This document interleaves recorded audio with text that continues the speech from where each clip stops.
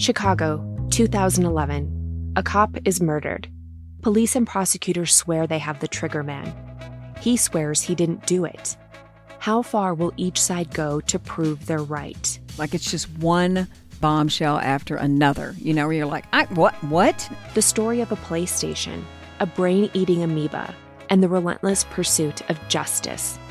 Off Duty, out now. Listen wherever you get your podcasts. This message comes from Jackson. Taxes aren't something you can only think about once a year. With investments, planning for tax day is year-round. Fortunately, Jackson offers tax-efficient products. Visit jackson.com for more information on how our products can make your tax bill a little bit less painful. Jackson is short for Jackson Financial Incorporated, Jackson National Life Insurance Company, Lansing, Michigan, and Jackson National Life Insurance Company of New York, Purchase, New York. Howdy, howdy, ho, and welcome to Fantasy Fan Fellas. I'm Hayden, producer of the Fantasy Fangirls podcast and your resident lover of all things Sanderson. And I'm Steven, your bookish internet goofball, but you can call me the Smash Daddy. And we are currently deep diving Brandon Sanderson's fantasy epic, Mistborn. But here's the catch. Steven here has not read Mistborn before. That's right, hey. So each week, you'll get my unfiltered, raw reactions to every single chapter. And along the way, we'll do character deep dives, magic explainers, and Steven will even try to guess what's next. Spoiler alert, he'll be wrong. Newsflash, I'm never wrong. Episodes come out every Wednesday, and you can find Fantasy Fan Fellas wherever you get your podcasts. Hello, and welcome back to the Psych Legal Pop Podcast. This is a podcast where we talk about popular culture through the lens of an attorney and a therapist. I'm Tess Brigham. I'm the therapist. And I'm Brooke Brigham. I'm the attorney. And we are back today for Sister Wives, Season 19, Episode 17. Love is patient. Love is kind. And yes, this is the thought I had when I woke up this morning. Does Puddle Monkey think that people who watch the regular Sister Wives may not have watched Christine's wedding special? Well, it's a possibility. It's, there's a possibility there are some people out there who that did not watch the wedding special. That basically, I will watch the show, but I will watch no specials pertaining to the show. Well, they could be new that is true. Sister Wives watchers, because the show has gained in popularity over the last few years.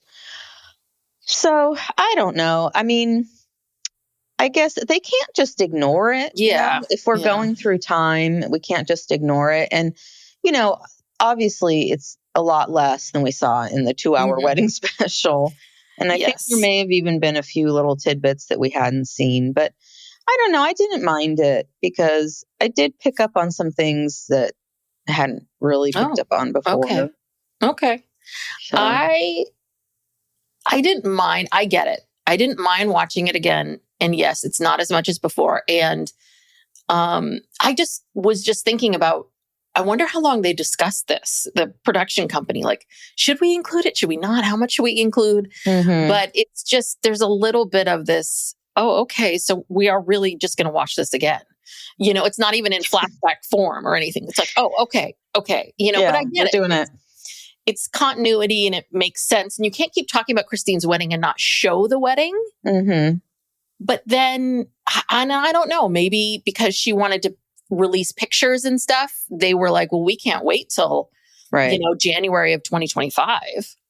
Yeah, and I'm sure they got a deal from People Magazine. Oh, yeah. And whatever. Yeah. And they weren't going to say no to that. And apparently their contract with, I don't know if their contract is with Puddle Monkey or TLC, probably with Puddle Monkey, but they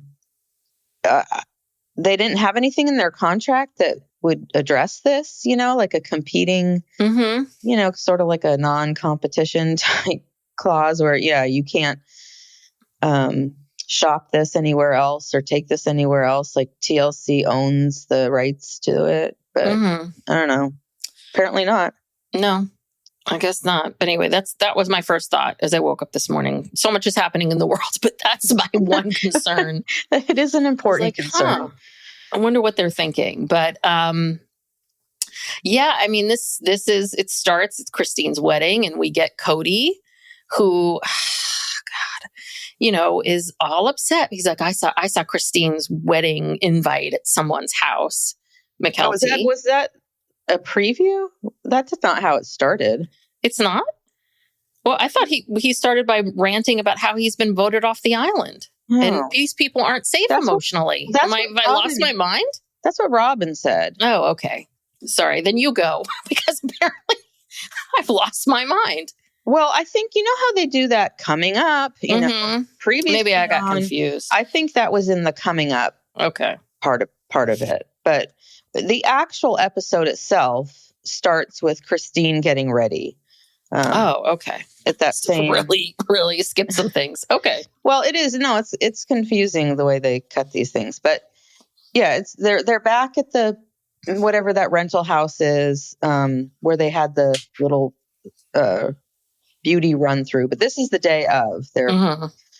Christine and the girls are getting ready there, and then David is getting ready with the guys. Oh, that's right. Because I've seen all this, and I think in my mind I'm like, oh, I'll remember this. No problem. I saw that was months ago. Well, yeah, but even still, I watched this 2 days ago. Oh, and so that's the thing is that in my mind 2 days ago thought I would have the ability to remember this 48 hours later. No, too much has zero. Too much has happened in between. Yeah. Yeah. So David has a little cabin there on the property, and he's getting ready with the guys. And, you know, Janelle's having fun. You know, she's getting her hair done, and she's like, this is really fun. And they're making jokes about how there'll be no polygamous braids. None of those thick polygamous braids. And Truly has her famous entrance where she comes in and says, "Hello, my children." Mm-hmm. Oh, that's right. Yeah. Yeah. All coming back to me now. It's all coming back. How could you forget? 2 days ago and from a year ago. How can you forget such a seminal scene in Sister Wives? I know. Oh, but then cut to, this is where we get Robyn frowning, saying, okay, we're the outcasts. We've been voted off the island.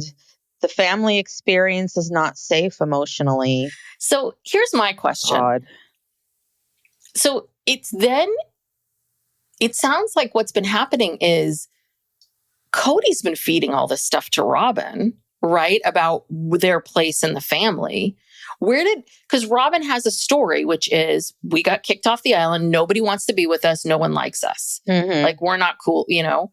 Mm-hmm. But who is she talking to? And obviously none of the kids are saying that to her.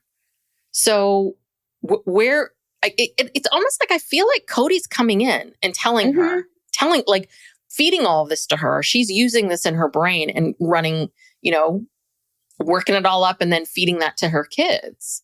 Because where would she have gotten all this idea from if it wasn't directly from Kody? I think it's partially from Kody. I think then it's also partially just how things ended up. I mean, it kind of did end up that way. Not like Janelle and Christine were intentionally trying to vote her off the island, but the way that their life progressed, they grew in separate directions because, you know, I felt they were very welcoming to her at first, put up with her shit for a long time. And then somewhere around the time, you know, after they'd been in Vegas for a while, and then when they went to Flagstaff, it started to become apparent Kody was spending no time with anybody but her. And they were busy raising their children, and their children were going off to school and doing the whatever. And it just kind of naturally happened, you know, and then they all went to Flagstaff and they tried to start over again. That didn't work. And so, I mean, what does Robyn expect? You know, and then COVID happens and basically Kody has to be at her house all the time. He can't leave the little kids and and all that. And so I don't know, I forget what the question even was, but I mean, it's like, Robyn, you were part of this. Like she like Kody, she accepts no blame, no responsibility, no nothing. So it's someone else. And she talks about a little bit later about how the other moms, once they moved to Flagstaff, they quit doing like a lot of the holiday stuff and holiday decorating, and that wasn't fair to her kids because she still had little kids. But it's like, okay, then you decorate for your little kids. It's not these women's responsibility, to make your kids' holidays, festive with their decorations. Well, yeah. And anytime you meet those people that have these families, like, for example, here's a good example. Our mother and her two sisters are all 10 years apart. So our mother's now 80, her one sister's 70, and the other one's around 60. So obviously our mother's experience of life was very different than each of the siblings. And that's kind of the span that we're talking about here. 20 like years a 20-year span. So it's like mom walking around going, because she was there in the early years when our grandfather was in medical school and there was no money, and like then our aunts got more of the benefit of having, more resources and all of that kind of stuff. But that's the thing. It's like, in what world do you think? Yeah. The people are just going to, that everything is going to be, you know what it is? It's this fairness thing. I don't know. Does she feel like everything has to be equal or fair? I just feel like the two of them, they must work each other up into a frenzy because they have such a story in their minds about their role in all of this, who they are, their place in this. Yeah. And it is. And how they should be treated. And how they should be treated. And you're a little bit like, where? So it has to be the two of them. That's why I'm saying it just feels like she must be getting a lot of this information from Kody. Oh, of course. You're right. They whip each other up. And that's the thing, a lot of people are like this, where they can't accept that life changes, that people evolve, that you don't have to be doing the same goddamn thing on Christmas now that you were doing 20 years ago or 40 years ago or whatever. It's like, it's okay. Just focus on, you do what you want to do with your children that are living in your home and just be happy. Like there's so much need for this external validation, which Kody does also admit. Later in the episode, that he likes and needs a lot of attention. And he liked having all of those families going, here, I need you over here. I need you over here. Dad, he liked that. And now he doesn't have it. And he's sad about it. And I think Robyn liked it too. She liked to feel, because she felt like she was the favorite wife, the one who was trying so hard to be a good, plural wife, and she's always preaching about plural wives do this and plural wives do that, and and she's lost her identity. Yeah. Well, I always say that Robyn always wanted to be the favorite wife. She wanted to be the favorite wife amongst other wives. Right. She doesn't want to be just the one and only. Still his favorite. Right. But just the one and only. There's no one to bounce off of. The other thing I thought when Kody was talking about, I guess I need a lot of attention, is just the fact that Kody's interactions must have been very, like, he kind of was in demand all the time, but I bet you nothing ever went very deep. Like, how do you don't really have to sit on the floor and play with your kid if you have 18 kids and you're running around and you got to go. But as someone who has one child myself, trust me, like, yeah, it's a lot. It's not always fun. It's not fun all the time to like sit down and play with your kids. But I think that kind of hands-on parenting, all of this stuff, I don't think he'd ever done before. And it's hard. And maybe it's not as exciting and fun as maybe you all pictured it. But it's just, I swear it was like that one comment from Christine in season 17 where she basically said, I need some space. And Robyn took that as she doesn't want to have a relationship with me and my children. And those two just worked. Yeah. Anyway. Yeah. Robyn really, she has no perspective. Anything. And I also wonder, like, when Kody talks about this truth, their love, they talked about this last week, but their truth, their love, their this, their that. I don't think Kody can really love anyone. It still feels very narcissistic and very transactional with her. Do you know what I mean? Because I now have to prove to everybody that I love you so much more. And our love is so special. It's special and unique. But for years, he's been saying how he loves all his wives equally. Mm-hmm. So, okay, well, when did your love with Robyn start being so special and unique and different from everybody else? You know? Yeah. Last year, 10 years when you met her? I don't, when did this happen? Yeah. Well, I think obviously he knew it from moment one, it sounds like. I mean, since they, he gave her that string ring and they had, what is it, chalupas and hot cocoa or something. The worst combination. Chimichangas. Chimichangas and hot cocoa. Ugh, God, stomach ache waiting to happen. But sorry, it just reminds me of the last week too, which is, I don't know if I said this last time. I probably did because I can't remember anything, but that I swear, and I think Robyn is digging in for all the reasons that we've talked about it with these other sister wives. But I also think Robyn's sitting there going, he said he loved these other women. Mm-hmm. And now, how does she believe? Right. How does she believe that? Because there's a little bit of this thing that happens if you've ever known anybody who's gotten together with someone from an affair, and I've seen this happen where, depending on what the circumstances are, it takes a long time for those two people to really build trust because the fear of having this is huge because guess what? They'd already done it. Right. So, once you've already done something once, it's pretty easy to do it a second time.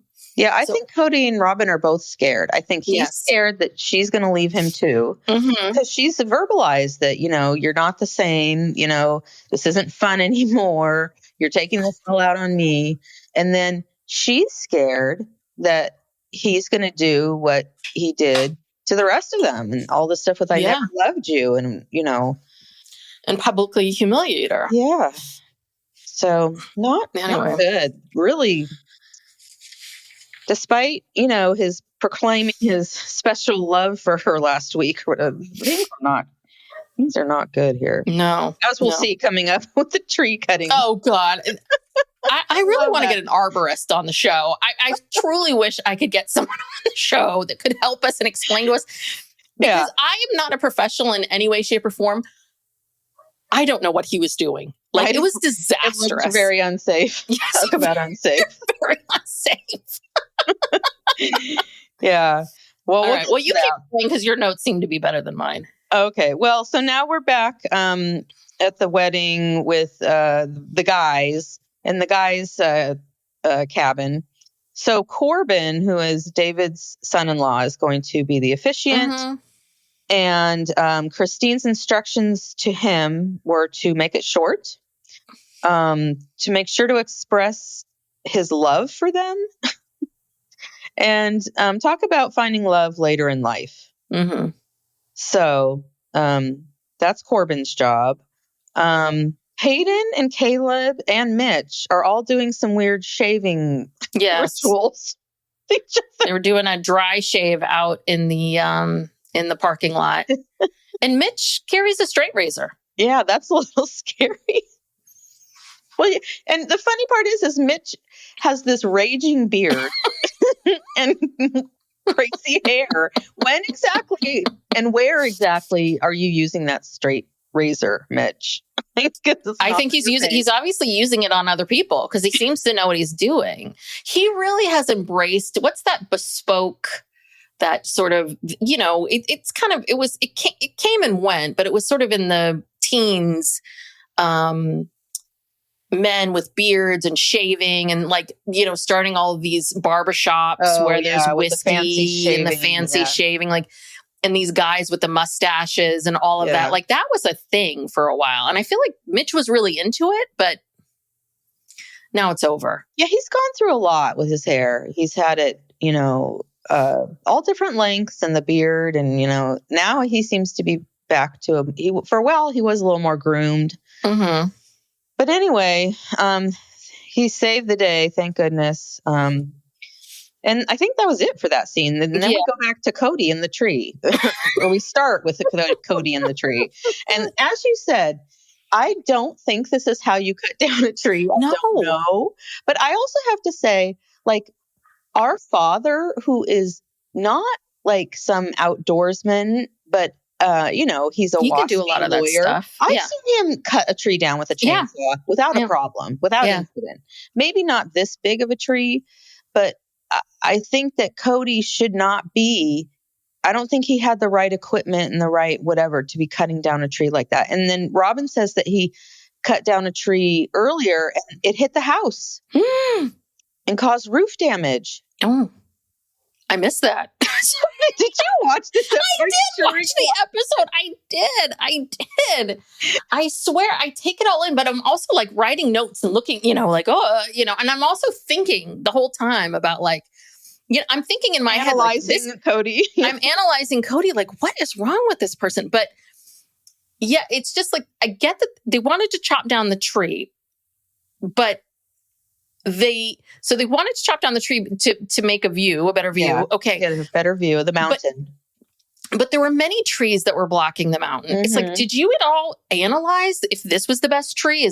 I would assume like an arborist would get up there and try to figure out which tree to cut down. And Kody would never consult an arborist or anybody else. Kody knows everything. Okay. He knows. He's like, I'm going to take out that tree. And I'm sure he wanted to take out about 3 or 4 trees, but Robyn said, you cannot, you have to cut down one tree, cut up the wood, get rid of it before you go to the next one. Because he would have piles of, this is obviously an issue that they've had in the past, where there's piles of wood, piles of trees, because Kody just haphazardly is cutting down trees and then just leaves them there. Yeah, that's his ADD. Yeah. But, and that's the whole thing that Christine was saying about how much she loves David. Like David just, David goes and does the thing and cleans up. Yeah, I thought that was hilarious because it was almost like Robyn was talking to how I talked to Max. I'm like, if you want to bake these brownies, you need to clean up all the stuff. Like I cannot walk in here and find sugar everywhere. Like you need to do that. But my son is 17, not 50, whatever. Yeah. It's just, but it's sad. It's really kind of sad that she has to, like, on camera, she has to do it. Like, get a guarantee. He claps back a little bit and he says, well, I'm a monogamous now, so Robyn gets to make some rules. And, one of her rules is, you can't drop a tree till you've removed the last tree that you dropped. Yeah. And that's where they call it dropping a tree. Okay. But yeah, he's like, whatever, he's just he's so infantile. Yeah. He just wants to run around with his chainsaw. And I'm surprised. And his outfit, he put on his favorite outfit, the visor and the gloves. I'm like, he is just waiting for an excuse to put on that visor and the gloves. Well, the visor is pretty much part of his standard uniform. And he's always got a pair of gloves in his pocket. Yeah. He's always got a pair. He's ready to do anything. And he's so frantic. Like he's running up the hill to grab something. And it's like, I can't believe this man has not cut off a limb or fallen off a roof or, been hit by a falling tree or, you know what I mean? He's so frantic. Yeah. And so the energy in this scene, he's frantically like, trying to cut this tree down. He's got the chainsaw stuck, and Robyn is behind him yelling, Kody, why are you yelling? He can't hear you. He's not going to stop. She's just yelling. They're both frantic. What is happening here? Well, the other thing too is he keeps telling her like, move. I'm like, did the two of you why is she standing in the line of this thing falling? She's right behind him, yelling at him. But then he keeps saying, move. Because the thing is, he's cutting the tree down, but he doesn't know which way the tree is going to fall. No, right? He doesn't. He doesn't seem to know that. I don't think he does because the tree falls right into another tree. Yeah. And that was my next question didn't you think that when you cut, because that's exactly what I was thinking. Like those trees are really close together. How is he going to do this? Wouldn't you take an outside tree?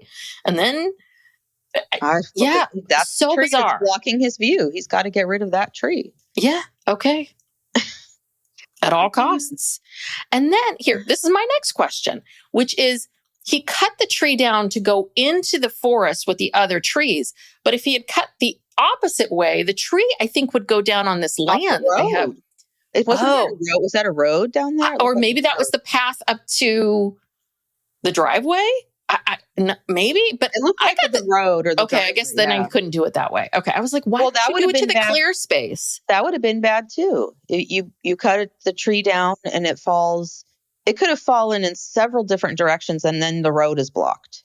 Mm-hmm. I mean, he probably has already done that once that we just haven't heard about.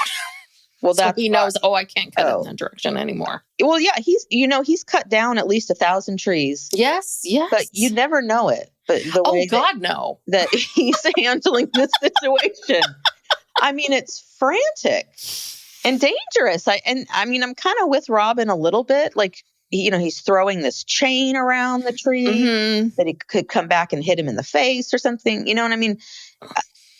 He's doing all this dangerous stuff. Not really very well protected. No. He's got a short sleeve shirt on. Okay. Yeah. His arm, he's not wearing anything to protect his face other than his visor.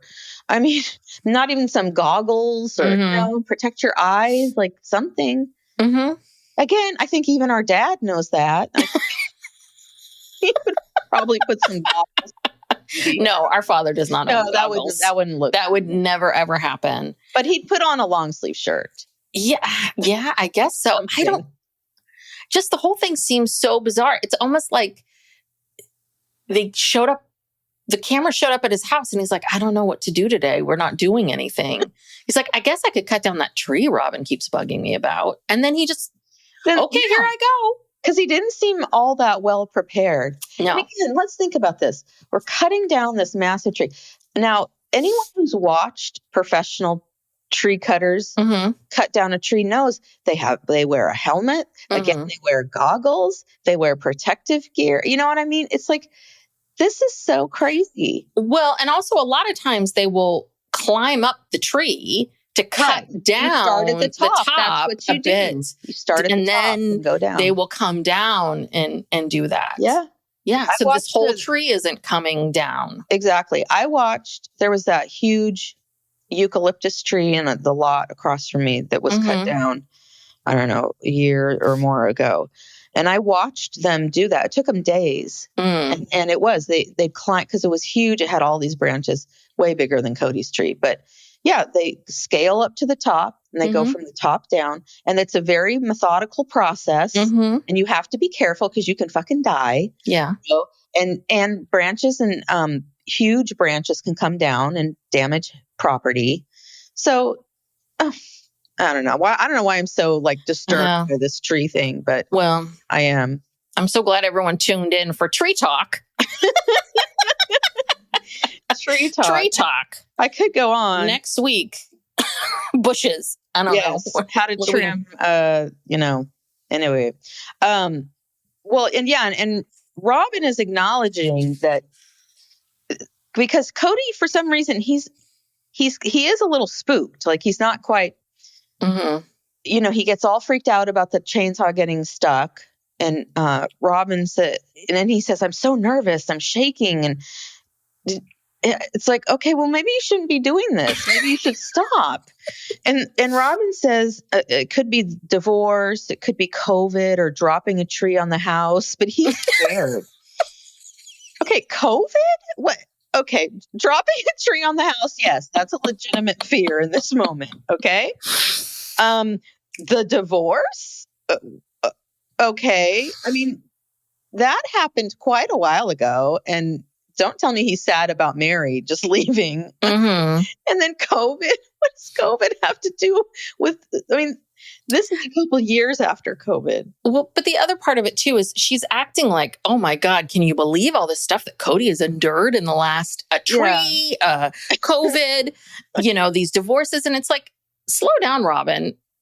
I can name about 5 other things that happened to me between 2019 and now. That are actually more serious and more intense than these.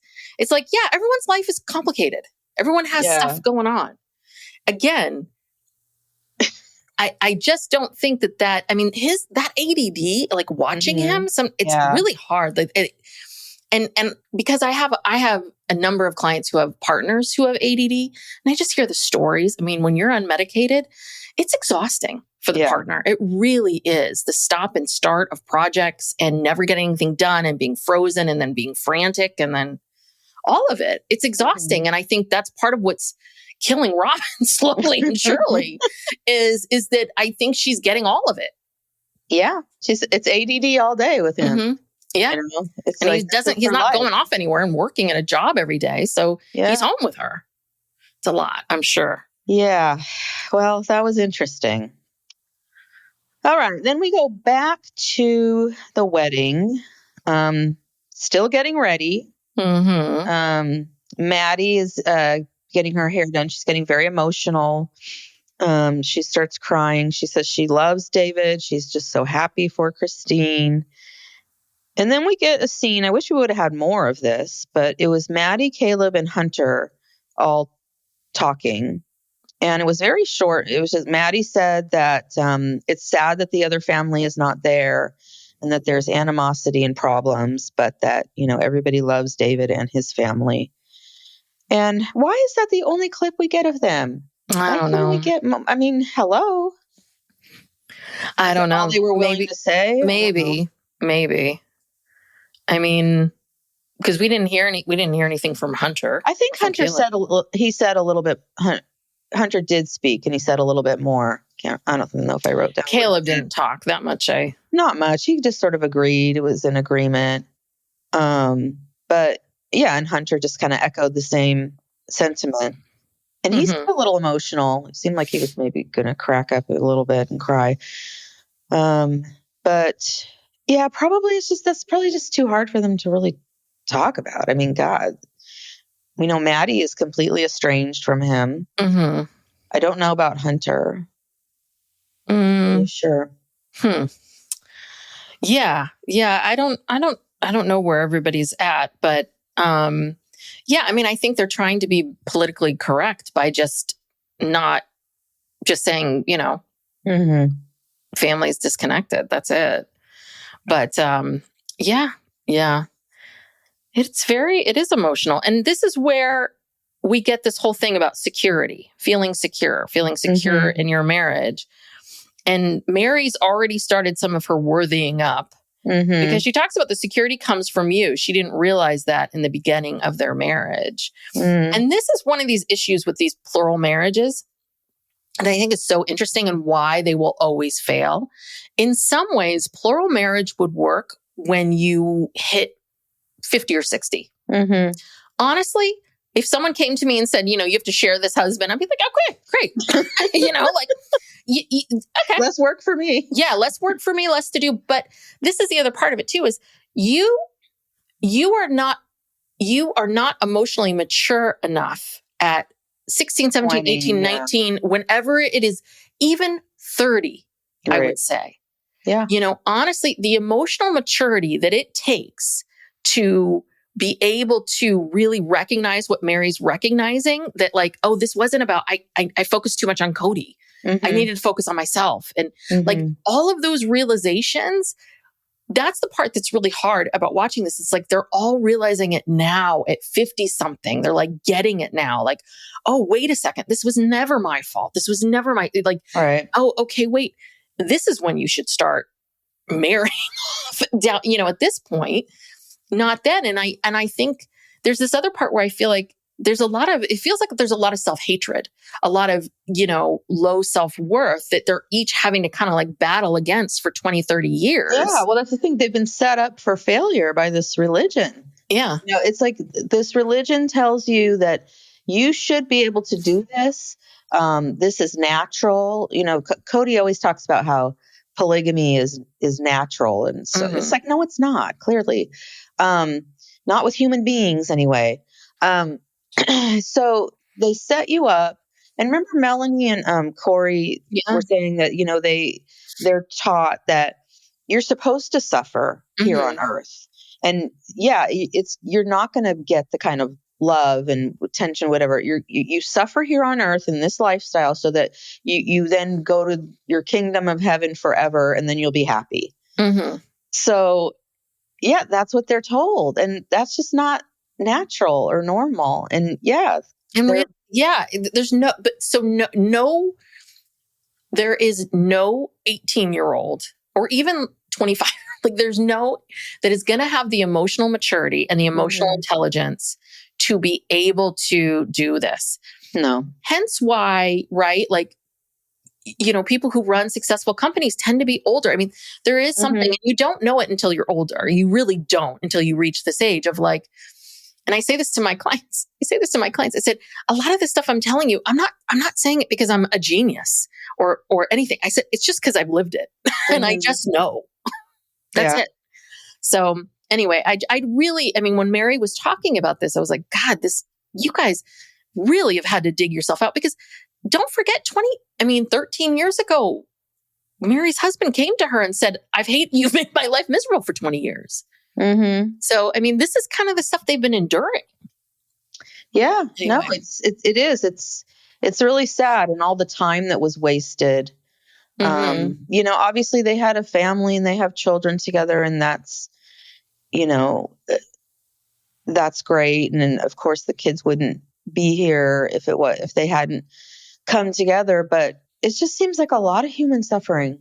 Yes. A lot of years. A good way and of saying it. Hence why Christine is just so happy, you know, and she said that, you know, she just never, well, there's a scene where she gets to the lodge and she comes in, she just kind of sits down on the floor and she's just sort of overwhelmed and just kind of thinking, and she's just sitting there thinking about everything that brought her to this place. And it was very emotional. And, you know, Christine, I have to say, I admire her for the confidence that she has, or, I mean, I'm sure at first it was very difficult, but, you know, for having the courage to leave, not knowing what was going to happen to her, and not knowing if anyone was going to support her, or what, if anyone in the family was going to, her kid's going to be pissed. Yeah. Right. Are Janelle's kids going to, you know,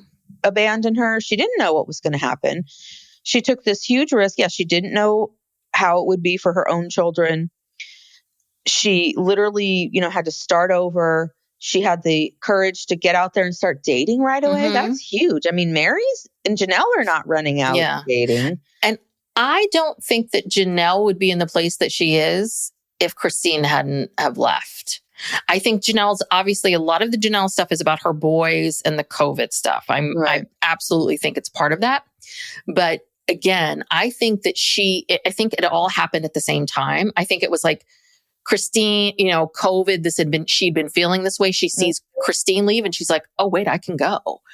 And I don't know. I don't know if Janelle gets that or thinks that, but I really do think that Janelle would still be there if Christine was still there. Yeah. Because Janelle was okay. Yeah. Because Janelle says when we learn all this stuff, right? Christine talks about being legally married and the security that she feels being legally married and just married to one person. And she never felt this secure in her life.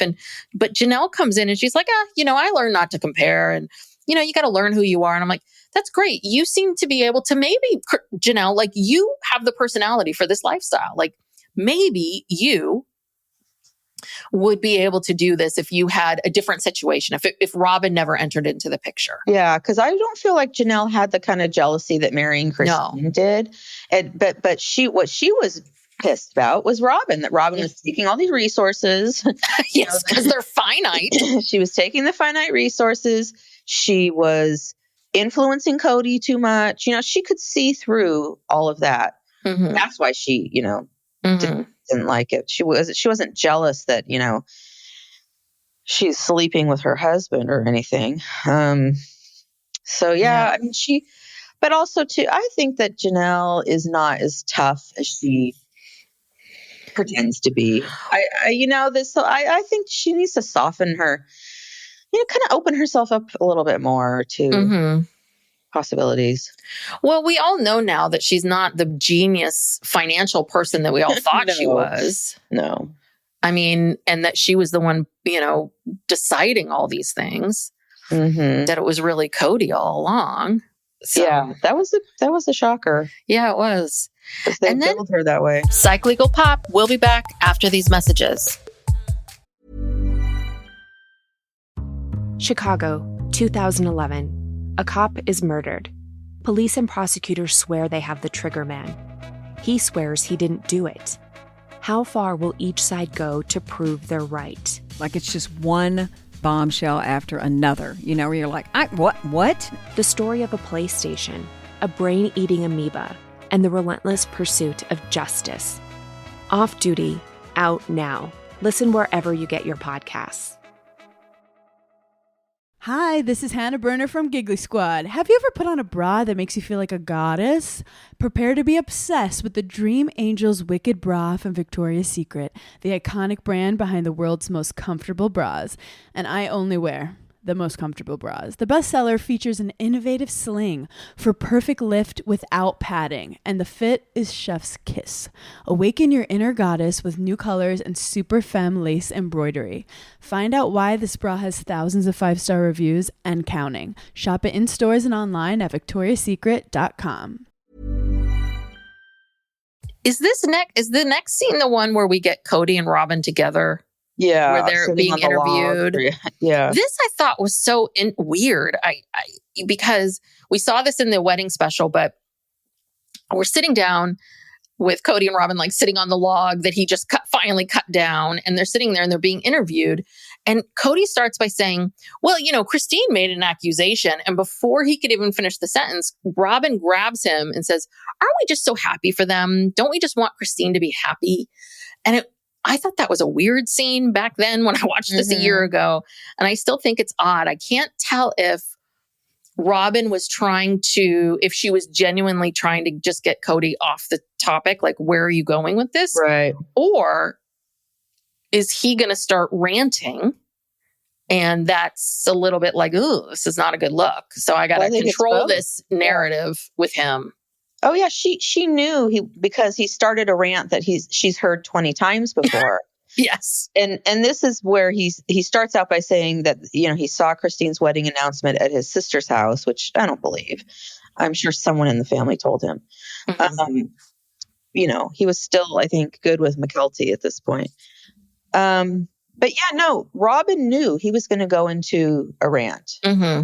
And so she's like, shit, we already look bad. Like, we don't need this. And she shut him down because he looked surprised, when she shut him down.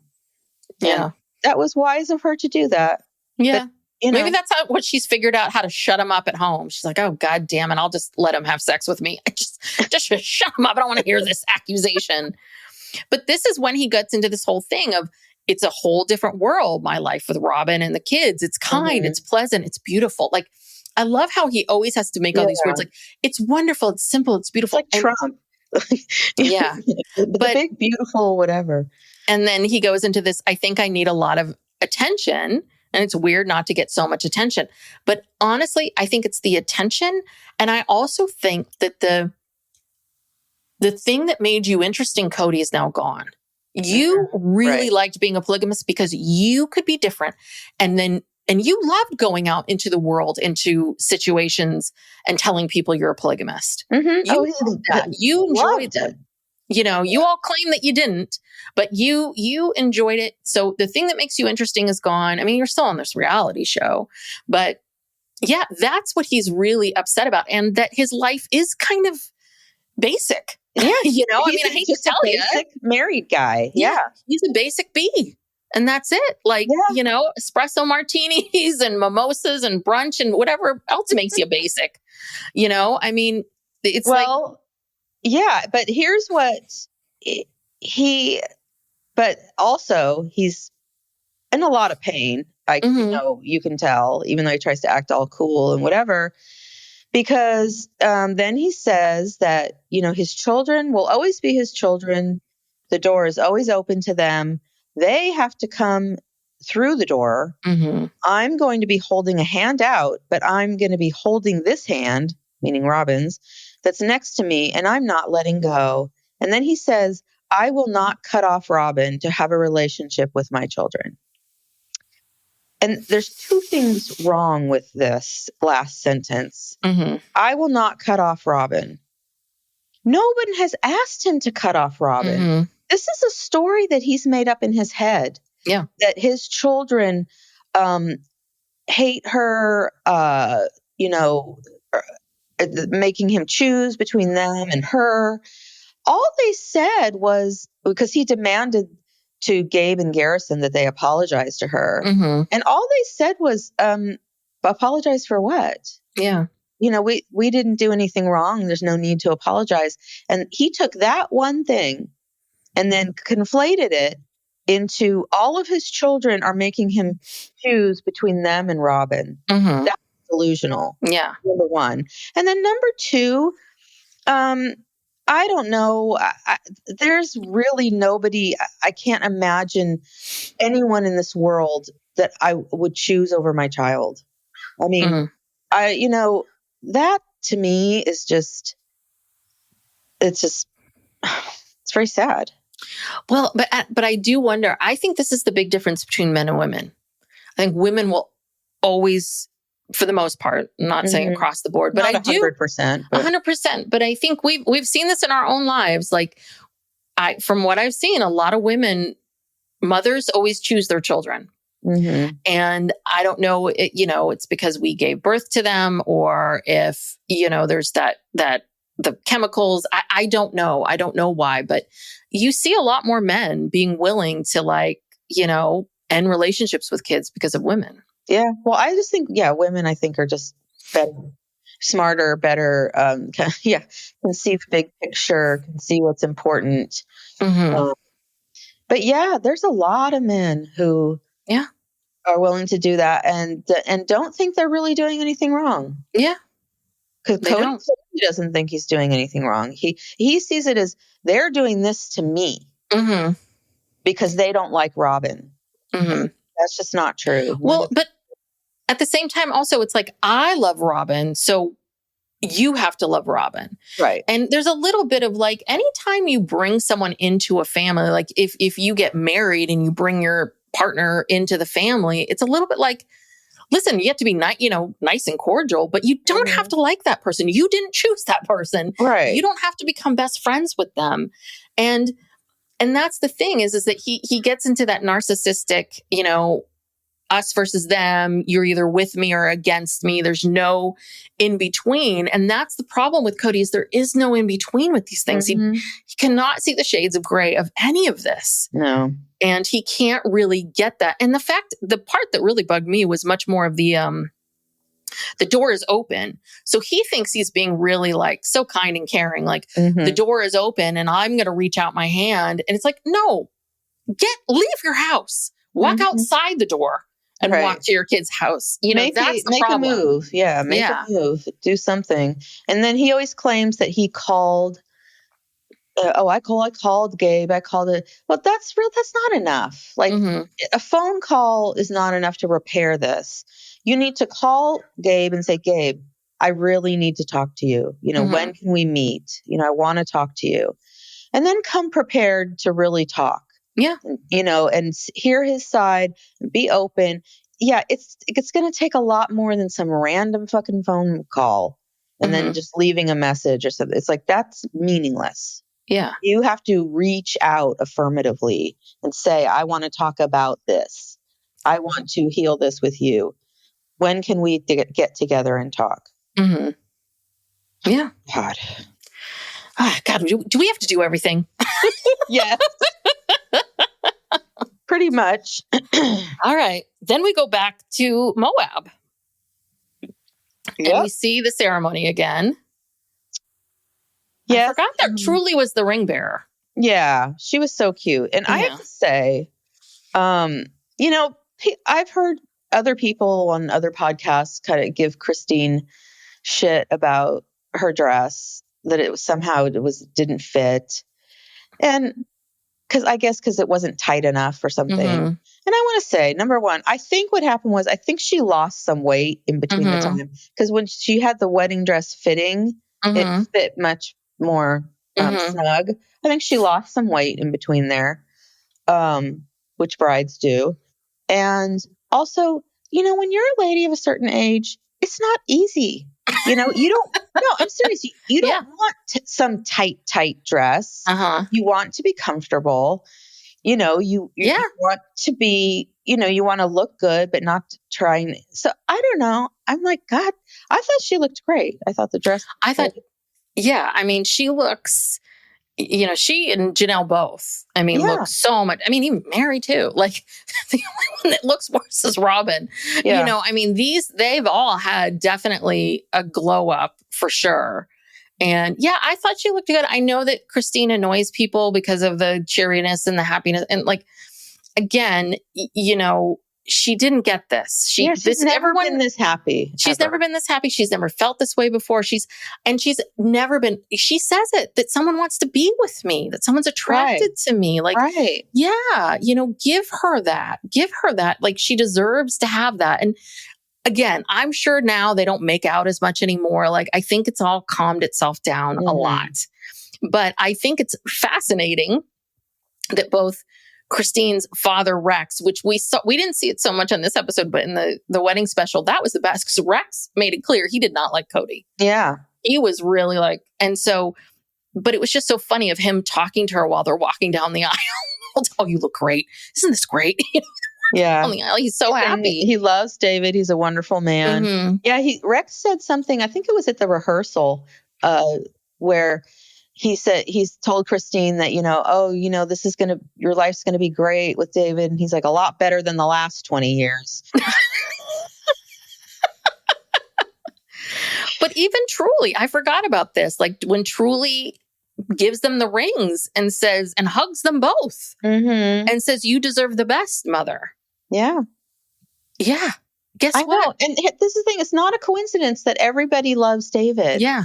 David is a good guy, and he's also very expressive in his feelings. He talks about how happy he is. He was alone for a long time. Yes. And this is just as exciting for him as it is for Christine. This is not this is a two-way street. They are perfect for each other. I mean, it's like, they hit the jackpot with each other. I hope I'm not like a year from now. Oh God, eating my words and like, I can't take this. I cannot take this if it doesn't work out. I'm going to lose my mind. It has to work. It just has to. And it will. And it will. Because, and the thing is, it will for many reasons. I mean, all the reasons we just said, but also it will because the both of them are far more mature and probably could be in, a healthier relationship because they are more mature. Their lives aren't as complicated and difficult as it once were. I mean, there's these other factors, when people are married, the toddler years, I think, are the hardest years, especially if you have more than one kid or two or three kids. Like there is a big difference once that last kid, you aren't like changing diapers and buckling shoes and like you can just say, get in the car, brush your teeth. Like those are the years where marriages tend to that are rough. Really, really rough. I just think that they're both at such a different place. Maybe I'm trying to convince myself, God damn it, it's got to work. It'll work. Yeah. So David, he walked down the aisle with both of his daughters, and then all the grandchildren came out, and then Truly, who was I guess like the ring bearer. And then I noticed David, I didn't notice this before, David had no tie on. He just, it was just like the jacket and dress shirt. But he looked good. And so Christine walks down the aisle with Peyton. And even Peyton is like, he's a good man. And then we stop, we see Rex. He's a wonderful man. Everyone is on board. Like, please, let's get this over with. Let's do this. Let's get her on this stage and get them married.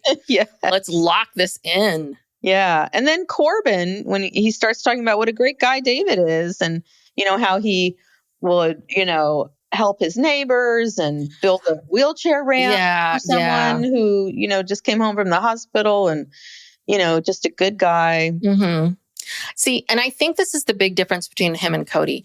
Kody would also build the ramp, but it would be a show. It would be on the show. It would be a show. And he wouldn't finish it. It wouldn't be completely finished. And he would be like, I'll get back to that. When are they coming out? When are they coming out of the hospital? Like, no problem. Someone else would have to finish it. Yeah. No, probably someone else would. But I think that is at the core of the difference is the person who does it and keeps their mouth shut and never tells anybody. Right. And Kody. But this was my favorite part of the entire episode, where the producers were like, oh, shoot, Meri's in the show too. We got to get, oh God, we completely forgot Meri. Oh shit. Oh, okay. Meri. Okay. What is happening? And Meri's like, oh, it's Halloween. It's Halloween. Yeah. And it's like, I too was like, oh, that Meri's in the show too. Oh, there she is.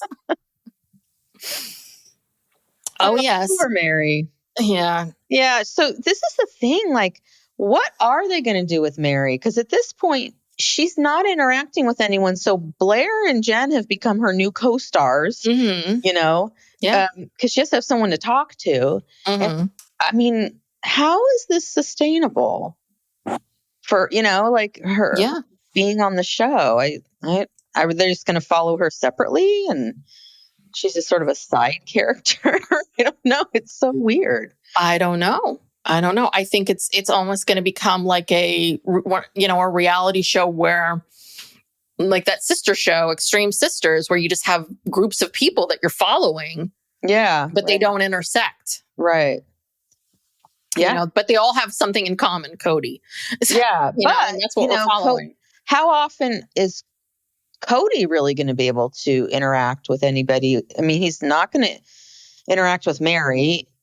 And, it's like, unless there's a wedding or a baby thing or whatever to go to, he's never going to go. I mean, Janelle's now in North Carolina, and that's another thing. We're barely seeing her. They have to fly her out every time there's one of these. Okay, well, what happens when the wedding's over? I mean, are they going to start filming in North Carolina with Janelle and Maddie and Caleb? Do Maddie and Caleb even want to be on the show or be filmed? So she's isolated herself out here. I mean, Christine is close and she seems to have the most kind of going on, and she's got the kids around her too. Yeah, I mean, that's the other part is let's say Leon has a child and there's a shower for the child. Leon doesn't want to be on camera. So that would not be filmed. I mean, that's the other problem that they have is even if they are at these things, they're not filmed. And so, yeah, I mean, it begs the question, what's going to happen? Yeah. I mean, how many more years can we do this? And again, and Robyn and Kody just signed a huge, goddamn, mortgage. They have a huge mortgage now. So they got to make, and that's the thing, if the show goes away, you're not going to get a paycheck like that again. No one's interested anymore because the whole premise of the show is over. I mean, it's barely holding together right now. And the only thing really holding it together is Christine and the fact that all the kids love her. And so therefore she can interact with all of these people and Janelle can come in and out. But Kody and Robyn are very much out here and on the sidelines. And so is Meri. But the thing is that what makes the show interesting, right? Because there's all this talk of like, well, just focus on Christine. It's like, I'm sorry, Christine and David aren't interesting. Like, I hate to say it, but Kody, we need villains. Right. They're too happy. It's like, we need Kody and Robyn. We need the juxtaposition. We need them to keep giving us truth bombs, right? Yeah, like that's this church shopping and cutting down trees. I mean, it's like, that's not exciting either, even though they are more compelling in their, weirdness.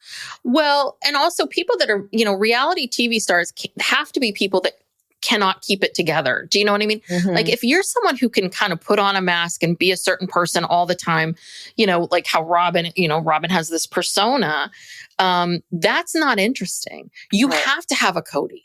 You need him because you don't know what you're going to get. And he will say crazy stuff that makes no sense. So that's the other part of it too, is a reality show with Janelle and Caleb and Maddie isn't going to be interesting. No. At all. I mean, I hate to say it, but like setting up Tater Farms or Potato, what's it called? Tater.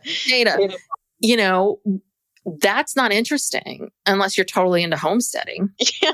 Unless you like watching seeds being planted. I don't know. Yeah. Yeah. So the whole group has to be together, but they've got to find some way to get them together or something like that. I don't know. Maybe they need to do what they do with Housewives, where they put them all in a house in the middle of like Antigua or something. Yeah, they need a trip. They need a trip. Yes, the Brown family trip to, somewhere. And they all have to rent a house, in an island somewhere. Well, I thought I saw on social media that they did have a kind of a reunion after Garrison died, and it was in Wyoming. But I doubt, I'm sure, obviously Kody and Robyn weren't there. Yeah. So it was just, again, it was like Janelle, her kids, Christine, some of her kids, because I saw pictures of it. Oh, wait, and Kody and Robyn weren't there. Like the reunion was. I highly doubt it. Okay, got it. Yeah, can't see that happening. Anyway, well, okay. So Meri, this seems to be the beginning of Meri's haunted Halloween, because she's now doing this. I don't know how many years she's done it, but she decorates the inn at Halloween and charges people to come through. And some people on social media that have gone there and said it was pretty good. Yeah. That it was worth the... I've never liked haunted houses or gotten them or enjoy them. And it's not worth whatever they're going to charge me to walk through one. I don't like being scared. Yeah. But I don't think this is a scary haunted house. I think it's just like one of those things where everything's decorated and there's a lot to look at, and it's fun. And she talks about how Kody really never liked Halloween, and he would call it, I think this is also part of the religion too. They call it the devil's holiday. Yeah. Cause I went out with this guy once whose family, he was from the South and very religious. And that was the same. His parents wouldn't let him trick or treat. Some people like that. Yeah. Because you're begging for things and you're worshiping, Yeah. Yeah. And I remember, I think it was it like season 1 or 2 of the show. Remember when they all went to a pumpkin patch, and all the kids got a pumpkin and they brought them home, and they actually then like got dressed up and went trick-or-treating. And they were saying, I forget, one of the adults said that some of the kids had never carved a pumpkin before. And I think some of the kids had never trick-or-treated before. I think it's Robyn's kids. No, Robyn is the holiday person. I think. Oh, you think Robyn let her kids do it? Yeah. I think Kody was against Halloween and Christmas too, to a certain degree, because there's comments made how Kody was always trying to cut back Christmas, probably mostly I think because he didn't want to spend the money. Yeah. And they had to downplay Christmas. He didn't want to spend the money. And then when Robyn came into the family, she was like, I love Christmas. It's my favorite holiday. And so now all of a sudden they're celebrating Christmas, doing the big thing. And yet they've been acting like they've been doing it for years. But it wasn't, because Robyn said, she's like, no, my kids love Christmas. I'm doing Christmas. So anyway, I think Kody is just a big wet blanket. Never let anyone have any fun. Yeah. Well, again, I think it's work for him. I think it's work. Cody's lazy. Yeah. I mean, for someone who runs around a lot, but again, and I don't know if it's the laziness. I shouldn't say that. I really do think a lot of this is the ADD stuff. Like there's true laziness and there's the ADD procrastination. But I think that Kody is, and maybe this, I don't know if this is men and women. I think women do, when it comes with kids, we tend to do a better job with playing and doing things that we don't particularly want to do. Right. Because we know our kid wants to do it. Right. And Steve was always like, why are you wrestling with him? Don't do that. And I'm like, but he likes it. Like he doesn't want to go get his nails done with me. That's never going to happen. That's what I would prefer to do. Yeah. But he doesn't want to do that. I would be fine if he did, but great. But he's never going to want to do that. And I think that's the other part of it too. Is I think Kody doesn't like to do things that he doesn't feel like he's getting a benefit from it. Right. No, you're right. Cody's all about Kody. He's not about trying to make anyone else happy. Now, here's my question. Meri kept the flowers from the commitment ceremony. I know. 10 years ago, or I don't know how many years a lot of years ago. I can't keep track anymore, but why would you do that? Like, why would you keep those flowers, period? And then. Well, you're talking about the woman who kept that quilt. I guess I don't know why I'm surprised when we watched her ripping apart t-shirts last week. So gently, not ripping apart, gently taking the seams. Preserving it. Yeah. No, she's kind of a pack rat. You know, she's the one who had to buy this whole inn because it was part of her family and she couldn't let it go. And, you know, is into saving furniture from, you know, the beginning of the 19th century. And I mean, you know, yeah, I guess so. She's just someone who just keeps everything. But yeah, how many more of these are we going to have to go through where we like, oh, we take the ceremony and, oh, that's great, let's put it on the grave. And, you know, we've seen this. We've seen this 4 or 5 times. Got it. Yeah. You know, you're breaking ties with Kody. You're ending things. You're changing the flowers. Yeah, it's like, we know, Meri. We know. Like, we understand. We're with you on this journey. We just don't need it repeated over and over again. Yeah. As she sits here and tells us how she's totally over him. So, and she talks about how she always decorated for every holiday before they moved to Flagstaff. And then when they moved there, no one was around. No one ever came to her house. And so she just stopped. And that was kind of sad. Yeah. Yeah. And this is where Robyn says when they moved to Flagstaff, some of the older kids and the moms weren't interested in the holidays or decorating in the same way. And it's like, yeah, Robyn, because, you know, they're not toddlers. They're not. Well, here's another logistical thing, Robyn. When you're a kid, you get at least 2 weeks off for the holidays. When you get a job, Robyn, I mean, you know, when you have a job, they give you you're lucky if you get to leave at noon on Christmas Eve, and then you get Christmas Day off, and then you have to be back on the 26th. So my guess is, I think that they wanted those kids, I would think they wanted people to fly in for the holidays, and they were probably like, I don't have that much time off. Right. Yeah. And I'm not willing to spend my 1.5 days off. And that's another one too. That's a good point. I see this a lot where my clients, because they're young, this is another thing that happens where the parents expect that you get 2 weeks a year, and that those 2 weeks are going to be used up going there. And it's like, but they have dysfunctional families, or the mother's mentally ill, or the dad's an alcoholic, and it's not a vacation. It's stressful and difficult. And then they never get a vacation. And that, to me, I mean, it's a big deal. I've had to coach many, many of my young people on how to tell their parents, I'm not coming home. I'm going to Mexico with my friends. Right. Yeah. And go. And you have the right to go. Yeah. No, it's hard. I know. I've been through that. It's hard when, because when kids first go to college, they do come home for Christmas break, and they usually come home for that first summer. And you're like, oh, this is great, but then they stop. Then, I'm going to Mexico for spring break, and I'm not coming home for the summer. And I had to go visit my daughter for the holidays because she had to work. So if I wanted to see her, I had to go there. Yeah. It's fine. I'm glad she wanted me there. And it's again, it's this inability to grow with your children and grow and change and evolve as a parent as your kids grow and evolve and become young adults and start to have their own lives. Yeah, they deserve a vacation. It shouldn't all be just running back home to mom and dad. But you could see Robyn's thinking, and this is the thing, is there's zero understanding, zero empathy, zero compassion, zero anything, any kind of understanding on her part. It's oh, let's just throw a bunch of people under the bus. As if the parents and the kids are intentionally denying your children the same holiday traditions. Right. And it's nobody is doing that, but that's the story. That's become the story. And that's why I'm saying, I think that the seed has been the two of them of just keep watering that seed over and over again.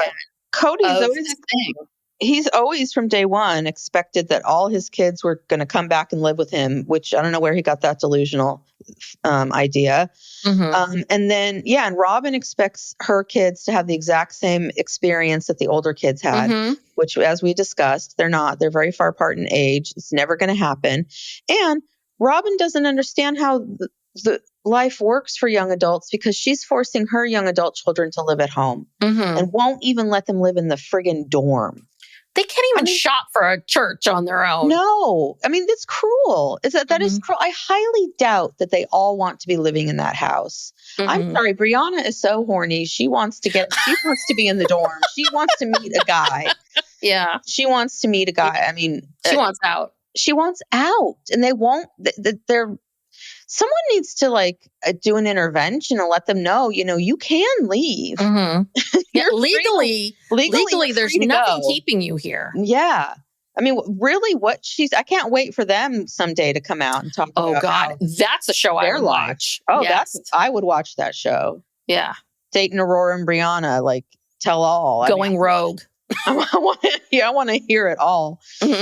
Yeah, because it's just unnatural what she's doing. And then she gets mad that everyone else is not doing this horrible, unnatural the same weird, unnatural thing. But that's the part that just bugs me is there's just never a moment of ever taking a step back and looking at the situation and looking at it from some other lens. That's why I think because the two of them are so isolated, I think this is this dance they do all the time. All the ways in which we've been brutalized or all the ways in which we've been denied or voted off the island or whatever. Exactly. Boy, they really got the two of them. They just must every day just go through this. Anyway, this was very interesting what Meri says, that she says that she has been hiding her true self. She says, I wasn't being my true authentic self because the people I was around, I wasn't aligned with. Somebody went to therapy because that's her line was so therapist-y. I could tell. But I think what she's talking about is, I think a lot of it is Kody but maybe it's the other wives, but it sounds like Meri hasn't really been Meri.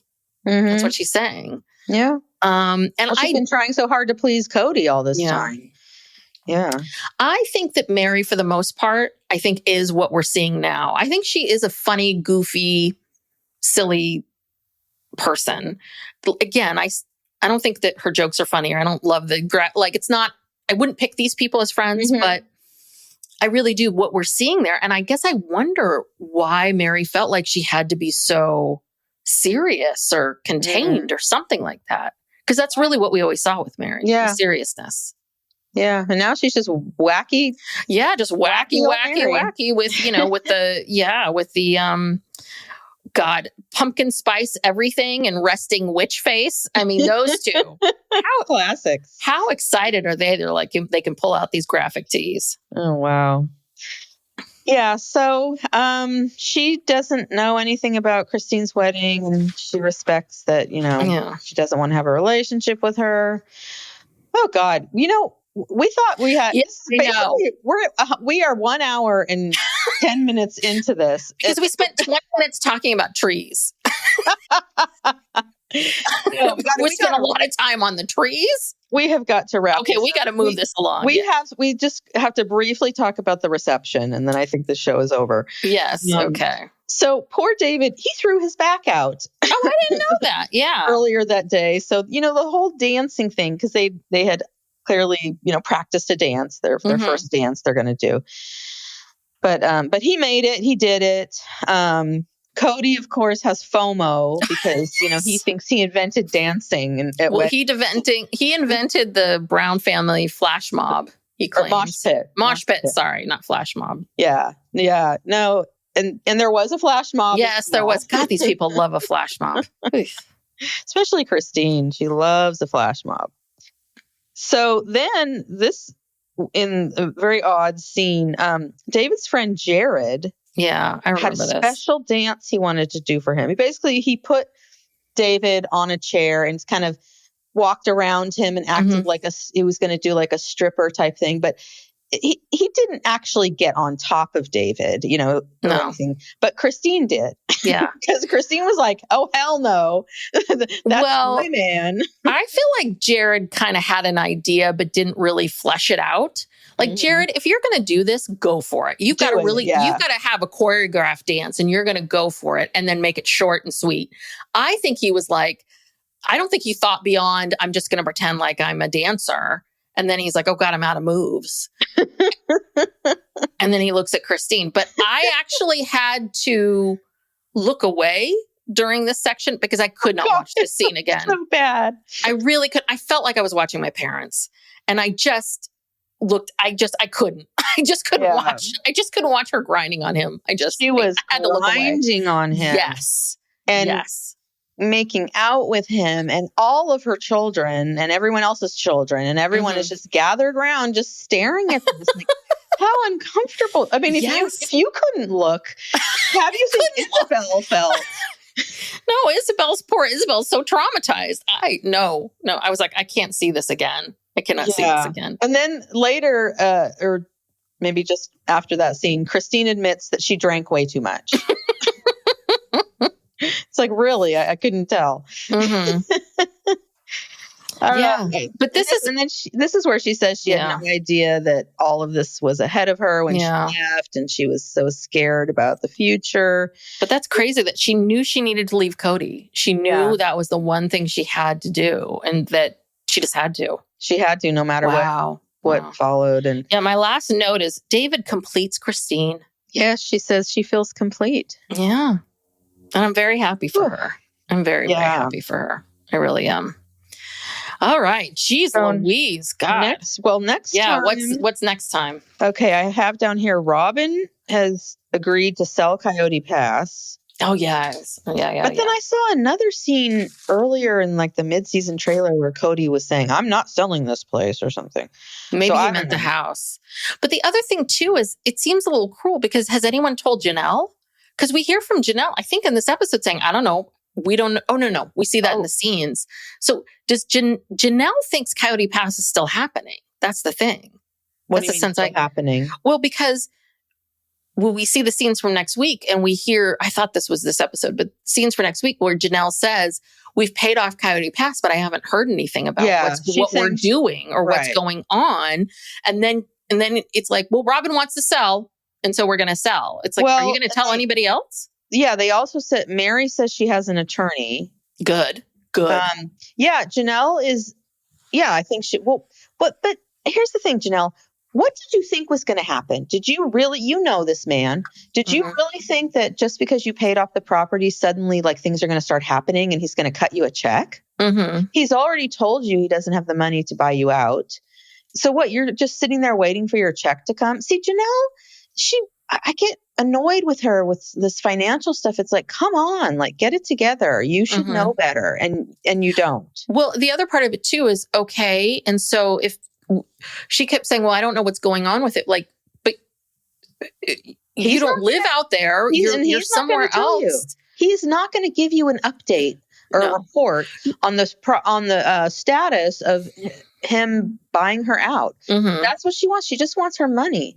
And he is not going to, he's not going to hurry up and do that. No. It's going to take a sweet ass time until the bitter end. No, we just watch him cut down a tree. You think he can handle the rest of this stuff? No. I mean, yeah. I don't know. All right. We got to wrap it up. If anyone is still here, thank you. Yes, thank you. I think a bunch of people tuned out around the tree talk. Lots of people, maybe we'll gain some arborists. We'll get some tree doctors or arborists, whatever you call them. Yeah, we're going to get to the bottom of that. Yeah, I really do. I want to show that video. Just say, can you analyze this for us? Well, thank you so much. If you are still here, we so appreciate you. If you want to hear more from us, we have a Patreon. So go over to patreon.com/PsychLegalPopPodcast. We do a weekly wrap up where we talk about things a little bit more personal to us and as well as, what's going on in the news, the pop culture news. And pop culture, yeah. And we do a monthly true crime and an Ask Us Anything for our higher tier. If you are a fan of our show, please give us a 5-star rating and review. We've gotten a lot of new ones and that's great. So appreciate these because they really do help us. And please subscribe, share with a friend, check us out on social media at Psych Legal Pop on TikTok and Instagram. Yeah, I think this is the last couple. How many more days are we on TikTok now? Oh, yeah. we might not be saying that anymore, but for now we're on. For now, TikTok is here. I don't think it's going anywhere, but okay.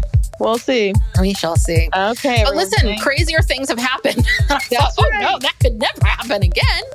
That could never happen, and then that could never happen exactly. again. So we don't know. We know nothing. Yeah. But we know trees. All right. Bye, everyone. Bye.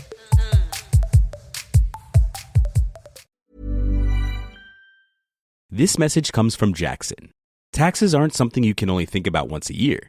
With investments, planning for tax day is year-round. Fortunately, Jackson offers tax-efficient products. Visit jackson.com for more information on how our products can make your tax bill a little bit less painful. Jackson is short for Jackson Financial Incorporated, Jackson National Life Insurance Company, Lansing, Michigan, and Jackson National Life Insurance Company of New York, Purchase, New York. Hi, this is Hannah Berner from Giggly Squad. Have you ever put on a bra that makes you feel like a goddess? Prepare to be obsessed with the Dream Angels Wicked Bra from Victoria's Secret, the iconic brand behind the world's most comfortable bras. And I only wear the most comfortable bras. The bestseller features an innovative sling for perfect lift without padding, and the fit is chef's kiss. Awaken your inner goddess with new colors and super femme lace embroidery. Find out why this bra has thousands of 5-star reviews and counting. Shop it in stores and online at victoriassecret.com. Howdy, howdy, ho, and welcome to Fantasy Fan Fellas. I'm Hayden, producer of the Fantasy Fangirls podcast and your resident lover of all things Sanderson. And I'm Steven, your bookish internet goofball, but you can call me the Smash Daddy. And we are currently deep diving Brandon Sanderson's fantasy epic, Mistborn. But here's the catch. Steven here has not read Mistborn before. That's right, hey. So each week, you'll get my unfiltered, raw reactions to every single chapter. And along the way, we'll do character deep dives, magic explainers, and Steven will even try to guess what's next. Spoiler alert, he'll be wrong. Newsflash, I'm never wrong. Episodes come out every Wednesday, and you can find Fantasy Fan Fellas wherever you get your podcasts.